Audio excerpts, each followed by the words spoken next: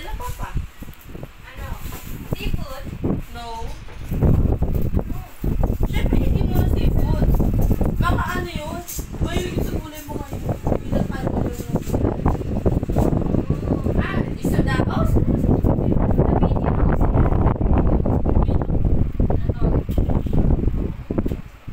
Ayaw ko na isipin nila. Ayaw ko na naman.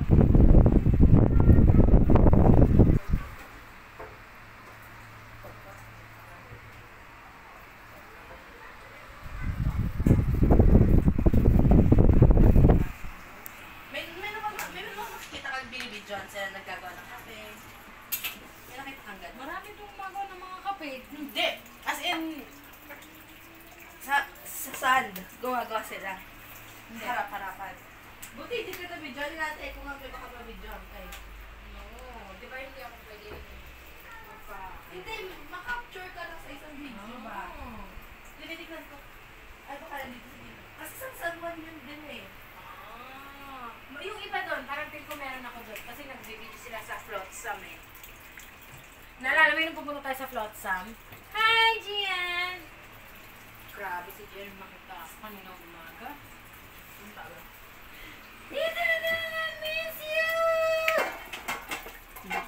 I miss you, Gian! Did you miss Tita Dang? Yes! Grabe ka! Alam mo may audience kami. Si Ate Julie tsaka si Tito. Kuya po eh. Nasabi ko si Gia, grabe mo. Napunta ka na sa Smith Elita. Hindi pa. Nagising na ako. Kakatawa, nagising ako.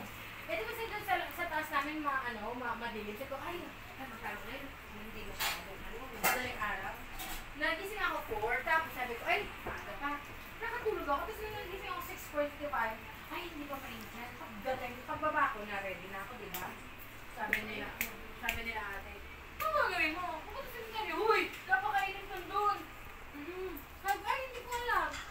Mag-change, sabi ko, ay, balik na lang ako ng damit kasi pang-sementaryo ko to eh. Sabi niya, ano ba yun? May pang-sementaryo mo pang-kimba? Oo naman.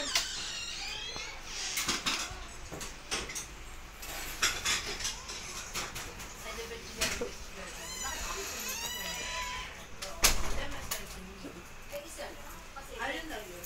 May kasuga kasi. Yung magkaroon ng fitting flash. Ano na. Kaya nga, may sugat pa nga rin ako ngayon eh. Inaano ko eh.